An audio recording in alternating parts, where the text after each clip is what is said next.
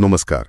आज की चर्चा विज्ञान के एक बहुत ही महत्वपूर्ण अध्याय पर है, अम्ल, क्षारक एवं लवण। बिल्कुल।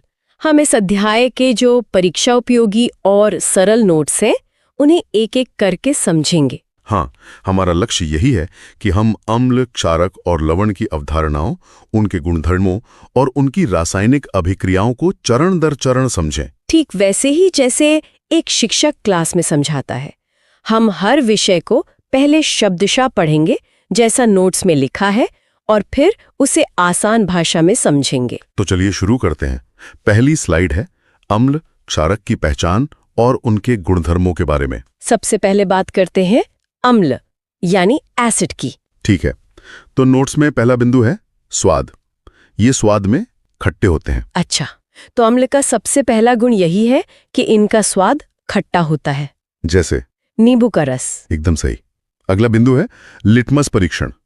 ये नीले लिटमस पत्र को लाल कर देते हैं। इसका मतलब है कि जब हम नीले रंग के लिटमस पेपर को किसी अम्लीय विलयन में डुबोते हैं तो उसका रंग बदलकर लाल हो जाता है।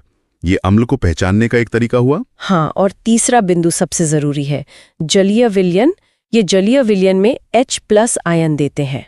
तो मतलब जब भी अम्ल को पानी में घोला जाता है, वो हाइड्रोजन आयन यानी H+ छोड़ते हैं, और यही आयन उनके अम्लीय गुणों के लिए जिम्मेदार हैं। बिल्कुल, यही उनकी असली पहचान है। नोट्स में कुछ उदाहरण भी हैं, हाइड्रोक्लोरिक अम्ल, H2SO4 और नींबू का रस। ठीक है, अब आते हैं क्षारक यानी बेस पर। ये अम्ल के ठीक विपरीत होने चाहिए। हाँ, पहला गुण है स्वाद। ये स्वाद में कड़वे होते हैं। जैसे नीम या साबुन अगर कभी गलती से मुंह में चला जाए तो स्वाद बहुत कड़वा लगता है। सही है। लिटमस परीक्षण में भी ये उल्टे हैं। लिखा है ये लाल लिटमस पत्र को नीला कर देते हैं। अच्छा, तो अम्ल नीले को लाल करता है और क्षारक लाल को नीला। बिल्कुल। और जलीय विलयन में ये जलीय विलयन में OH- आयन देते हैं। तो जहां अम्ल H+ आयन देता है, वहीं क्षारक हाइड्रोक्साइड आयन यानी OH- छोड़ता है। एकदम सही। उदाहरण के लिए सोडियम हाइड्रोक्साइड NaOH या साबुन। तो फिर इन दोनों की पहचान के लिए हम जिन चीजों का इस्तेमाल करते हैं उन्हें सूचक कहते हैं, है ना? हाँ, सूचक यानी इंडिकेटर्स। नोट्स में लिखा है वो पदार्थ जो बताते हैं कि कोई विलयन अम्लीय है या क्षारकीय। मतलब ये रंग या गंध बदलकर हमें सिग्नल देते हैं। और ये सूचक भी अलग अलग तरह के होते होंगे। हाँ, देखिए, नोट्स में 3 तरह के सूचक बताए गए हैं। पहले है प्राकृतिक सूचक, लिटमस, हल्दी, लाल पत्ता गोभी। ये हमें प्रकृति से मिलते हैं। अच्छा। दूसरे हैं संश्लेषित सूचक, मेथिल ऑरेंज, फिनोल्फ्थिलीन। इन्हें हम प्रयोगशाला में बनाते हैं। और तीसरे वाले गंधीय सूचक, ये क्या होते हैं? हाँ, गंधीय सूचक जैसे प्याज, लौंग का तेल। इनकी खास बात यह है कि अम्लीय या क्षारकीय माध्यम में इनकी गंध बदल जाती है। ये तो बहुत दिलचस्प है। वैसे नोट्स में एक क्या आप जानते हैं सेक्शन भी है। हाँ, इसमें लिखा है लिटमस विलयन बैंगनी रंग का रंजक होता है जो लीचेन पौधे से निकाला जाता है। अरे वाह, तो लिटमस का असली रंग बैंगनी होता है। ये एक रोचक तथ्य है कि सबसे आम सूचक एक खास पौधे से मिलता है। बिल्कुल। चलिए अब अगली स्लाइड पर चलते हैं।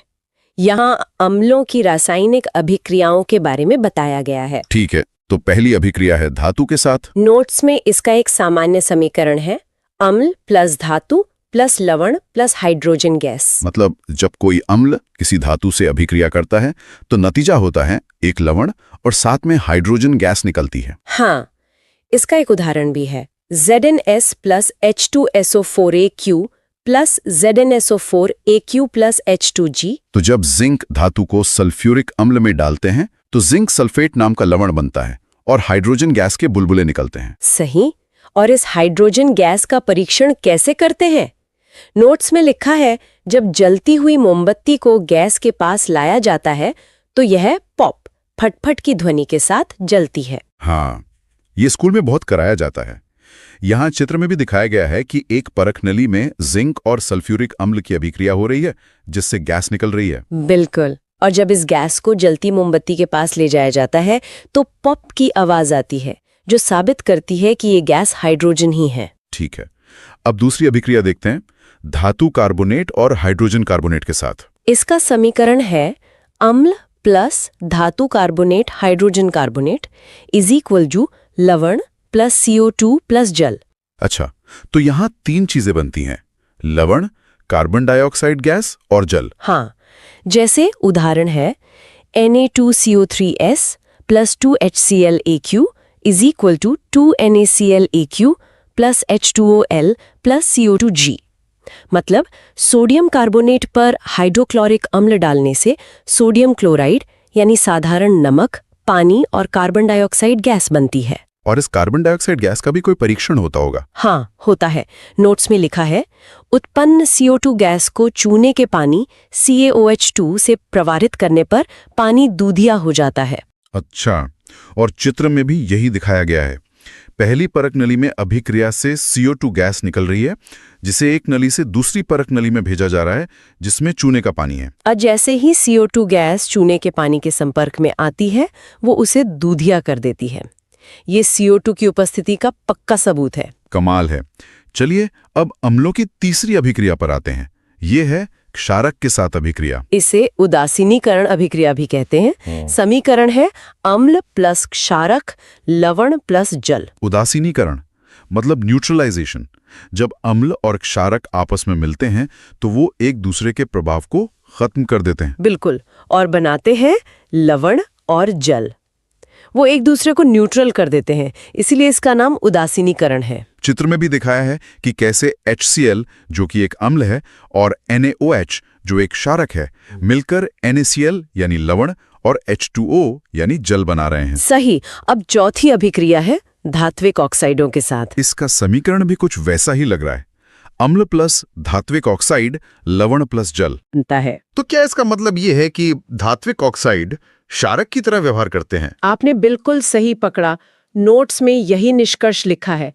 धात्विक ऑक्साइडों की प्रकृति क्षारकीय होती है क्योंकि वे अम्ल के साथ क्षारक जैसा ही व्यवहार करते हैं। अच्छा, तो ये भी एक तरह की उदासीनीकरण अभिक्रिया ही है। एकदम। जैसे नोट्स में बताया है कि कॉपर ऑक्साइड CuO पर हाइड्रोक्लोरिक अम्ल HCl डालने पर विलयन का रंग नील हरित हो जाता है। और चित्र में भी दिख रहा है कि काले रंग के कॉपर ऑक्साइड में जब HCl डाला जाता है तो कॉपर क्लोराइड बनने के कारण विलयन का रंग बदलकर नीला हरा हो जाता है। सही।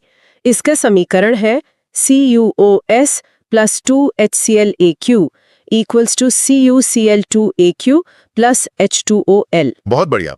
अब अम्लों की अभिक्रियाएं तो हो गई, अब क्षारकों की अभिक्रियाओं पर आते हैं। ठीक है, तो क्षारकों की पहली अभिक्रिया है धातु के साथ। इसका समीकरण है क्षारक प्लस धातु लवण प्लस हाइड्रोजन गैस। ये तो अम्ल जैसा ही है, पर नोट्स में एक नोट भी लिखा है, यह अभिक्रिया सभी धातुओं के साथ संभव नहीं है। हाँ, ये बहुत महत्वपूर्ण बात है। ये अभिक्रिया केवल कुछ ही धातुओं के साथ होती है, सबके साथ नहीं। अच्छा, इसका कोई उदाहरण? उदाहरण है 2NaOH plus ZnS 2Ne2Zn02Aq plus H2G। यहाँ सोडियम जिंकेट नाम का लवण बन रहा है। चित्र में भी यही दिखाया गया है। परख नली में जिंक को सोडियम हाइड्रोक्साइड जो एक क्षारक है उसके साथ गर्म करने पर हाइड्रोजन गैस निकल रही है। बिल्कुल। अब क्षारकों की दूसरी अभिक्रिया है अधात्विक ऑक्साइड के साथ। इसका समीकरण है क्षारक प्लस अधात्विक ऑक्साइड लवण प्लस जल। ये समीकरण आपको कुछ याद दिला रहा है? हाँ, ये तो अम्ल और क्षारक की अभिक्रिया जैसा ही है। तो क्या इसका मतलब है कि अधात्विक ऑक्साइड अम्लीय होते हैं? एकदम सही। निष्कर्ष यही है, अधात्विक ऑक्साइडों की प्रकृति अम्लीय होती है। यह उदासीनीकरण अभिक्रिया जैसी ही है। अच्छा, तो धातु के ऑक्साइड क्षारकीय होते हैं और अधातु के ऑक्साइड अम्लीय। ये तो एक पैटर्न बन गया। बिल्कुल। इसका सबसे अच्छा उदाहरण है CaOH2 का Aq प्लस CO2 का G is equal to CaCO3S plus H2OL। अरे, ये तो वही चूने के पानी का दूधिया होना है। यहाँ कार्बन डाइऑक्साइड एक अधात्विक ऑक्साइड है और चूने का पानी एक क्षारक। सही। चित्र में भी यही दिखाया गया है कि कैसे कार्बन डाइऑक्साइड चूने के पानी से क्रिया करके उसे दूधिया कर देती है। बहुत बढ़िया। अब अगली स्लाइड पर चलते हैं। अम्ल क्षारकों में समानता। हाँ, क्या आखिर इन सब में एक जैसी बात क्या है? पहले अम्लों का व्यवहार देखते हैं। लिखा है, सभी अम्ल जल में घुलकर हाइड्रोजन आयन H+Aq या हाइड्रोनियम आयन H3O+ उत्पन्न करते हैं। तो मतलब हर अम्ल की असली पहचान यही है कि वो पानी में घुलकर H+ आयन देता है? हाँ, और अम्लों का जो अम्लीय गुण है वो इन्हीं H+ आयनों के कारण होता है। इसी वजह से अम्लीय विलयन में से बिजली भी प्रवाहित हो सकती है। ठीक है। और क्षारकों का व्यवहार? वो भी समान है। सभी क्षारक जल में घुलकर हाइड्रोक्साइड आयन OH- उत्पन्न करते हैं। अच्छा, और यहाँ एक और परिभाषा है। जो क्षारक जल में घुलनशील होते हैं उन्हें क्षार एल्कली कहते हैं। हाँ, ये एक महत्वपूर्ण बात है। पानी में घुलने वाले क्षारकों को ही क्षार कहा जाता है।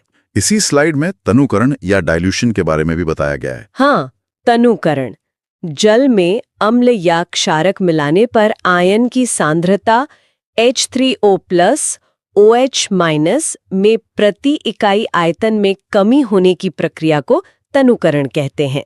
आसान भाषा में कहें तो जब हम किसी अम्लीय क्षारक में पानी मिलाते हैं तो उसके आयनों की सघनता कम हो जाती है और इसी को डाइल्यूशन कहते हैं। बिल्कुल, और यहीं पर एक बहुत जरूरी सुरक्षा नियम आता है।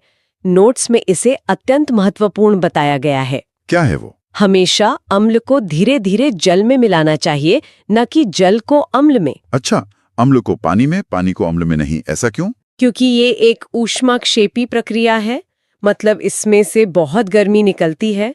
अगर आप अम्ल में पानी डालेंगे तो बहुत ज्यादा गर्मी पैदा होगी, जिससे मिश्रण उछलकर बाहर आ सकता है और जला सकता है। समझ गया। इसीलिए चेतावनी का चिन्ह भी बना होता है। ये जानना बहुत जरूरी है। बिल्कुल। अब अगली स्लाइड है विलयन की शक्ति के बारे में, यानी पीएच स्केल। पीएच स्केल, ये क्या होता है? परिभाषा है किसी विलयन में उपस्थित हाइड्रोजन आयन H+ की सांद्रता मापने का स्केल। यहाँ P का अर्थ है पुसांग्स, जिसका मतलब होता है शक्ति। तो पीएच स्केल हमें बताता है कि कोई विलयन कितना अम्लीय या क्षारकीय है, वो भी H+ आयन की मात्रा को मापकर। हाँ, इसका एक रेंज होता है, 0 अत्यधिक अम्लीयता से 14 अत्यधिक क्षारकीय। चित्र में भी ये स्केल दिखाया गया है। बीच में 7 है जो उदासीन है, 7 से नीचे अम्लीय और 7 से ज्यादा क्षारकीय। बिल्कुल, 0 की तरफ अम्लीयता बढ़ती है, मतलब H+ आयन बढ़ते हैं, और 14 की तरफ क्षारकीयता बढ़ती है, मतलब OH- आयन बढ़ते हैं। तो पीएच मान का मतलब साफ है। पीएच 7 मतलब उदासीन विलयन, पीएच 7 मतलब अम्लीय विलयन और पीएच 7 मतलब क्षारकीय विलयन। एकदम। और इसी आधार पर हम प्रबल और दुर्बल अम्ल में भी फर्क करते हैं। वो कैसे? प्रबल अम्ल स्ट्रॉन्ग एसिड जल में पूरी तरह घुलकर अधिक मात्रा में H+ आयन देते हैं, जैसे HCl या H2SO4।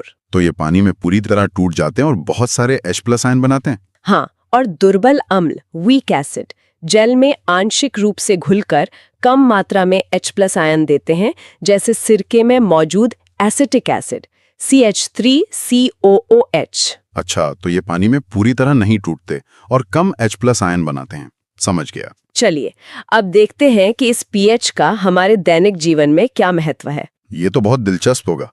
पहला बिंदु है मानव शरीर के बारे में। हाँ, हमारा शरीर 7.0 से 7.8 पीएच परास के बीच काम करता है। मतलब हमारा शरीर हल्का सा क्षारकीय होता है। बिल्कुल। दूसरा बिंदु है अम्लीय वर्षा। जब वर्षा के जल का पीएच मान 5.6 से कम हो जाता है तो ये जलीय जीवों के लिए हानिकारक है। तीसरा है हमारा पाचन तंत्र। हमारा पेट हाइड्रोक्लोरिक अम्ल पीएच लगभग 1.2 उत्पन्न करता है।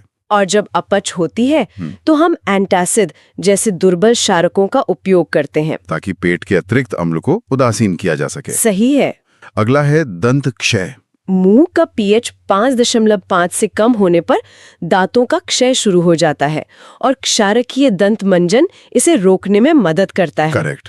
मिट्टी के लिए भी पीएच जरूरी है ना? हाँ, पौधों की अच्छी उपज के लिए मिट्टी का एक विशिष्ट पीएच होना जरूरी होता है। और आत्मरक्षा में मधुमक्खी का डंक मेथेनॉइक अम्ल छोड़ता है, जिससे जलन होती है। बेकिंग सोडा जैसे दुर्बल क्षारक लगाने से आराम मिलता है। अच्छा, तो डंक अम्लीय होता है, इसलिए क्षारक लगाने से राहत मिलती है। हाँ, और नेटल पौधे के डंक में भी यही अम्ल होता है। वाह। अब आते हैं इस अध्याय के आखिरी हिस्से पर, लवण परिवार और कैसे साधारण नमक से दूसरे रसायन बनते हैं। बिल्कुल। हमारा साधारण नमक यानी NaCl कई महत्वपूर्ण रसायनों को बनाने के लिए एक कच्चा माल है। सबसे पहला रसायन है सोडियम हाइड्रोक्साइड। NaOH। इसका निर्माण क्लोर क्षार प्रक्रिया द्वारा होता है। सोडियम क्लोराइड के जलीय विलयन से विद्युत प्रवाहित करने पर बनता है। मतलब नमक के पानी में बिजली प्रवाहित करने पर। चित्र में भी यही प्रक्रिया दिखाई गई है। एनोड पर क्लोरीन गैस, कैथोड पर हाइड्रोजन गैस और विलयन में NaOH बन रहा है। एकदम सही। अब दूसरा रसायन है विरंजक चूर्ण, ब्लीचिंग पाउडर, CaOCl2। ये कैसे बनता है? शुष्क बुझे हुए चूने CaOH2 पर क्लोरीन गैस की क्रिया से बनता है। और इसका उपयोग नोट्स में लिखा है वस्त्र उद्योग में विरंजन के लिए, पीने वाले पानी को रोगाणु मुक्त करने के लिए। हाँ, कपड़ों का रंग उड़ाने और पानी को साफ करने में। ठीक है, अब अगली स्लाइड पर बाकी रसायनों को देखते हैं। तीसरा है बेकिंग सोडा। इसका रासायनिक नाम है सोडियम हाइड्रोजन कार्बोनेट और इसका उपयोग बेकिंग पाउडर बनाने में, एंटासिड के रूप में और अग्निशामक में होता है। हाँ, केक बनाने, पेट की एसिडिटी कम करने और आग बुझाने वाले यंत्रों में। चौथा है धोने का सोडा, वॉशिंग सोडा। इसका उपयोग कांच, साबुन, कागज उद्योगों में, घरों में साफ सफाई और जल की स्थायी कठोरता हटाने के लिए होता है। सही है। और पांचवा जो बहुत दिलचस्प है वो है प्लास्टर ऑफ पेरिस। हाँ, जो टूकी हड्डियों पर प्लास्टर चढ़ाने के काम आता है। ये बनता कैसे है? जिप्सम कैल्शियम सल्फेट .2H2O को 373 K पर गर्म करने पर बनता है और इसका गुण ये है कि जल मिलाने पर ये पुनः कठोर जिप्सम बन जाता है। अच्छा, तो इसी गुण के कारण इसका उपयोग टूटी हड्डियों को स्थिर रखने और खिलौने बनाने में होता है। बिल्कुल, और ये सब एक आखिरी अवधारणा से जुड़ा है, क्रिस्टलन का जल। क्रिस्टलन का जल ये क्या है? लवण के एक सूत्र इकाई में जल के निश्चित अणुओं की संख्या, मतलब कुछ लवणों के क्रिस्टल में पानी के अणु भी जुड़े होते हैं। अच्छा, जैसे उदाहरण है CuSO4.5H2O जिसका रंग नीला होता है। हाँ, कॉपर सल्फेट के क्रिस्टल में 5 अणु होते हैं और उसी वजह से उसका रंग नीला होता है। तो आज हमने अम्ल, क्षारक और लवण के बारे में बहुत विस्तार से जाना।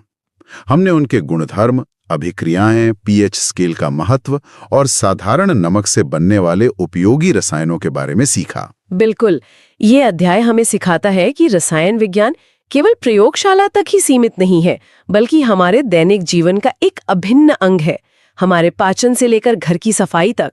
सही कहा। अब जब हम अपने आसपास की दुनिया को देखेंगे तो शायद हर चीज में अम्ल, क्षारक और लवण की भूमिका नजर आएगी। हाँ, और ये एक सवाल भी छोड़ जाता है।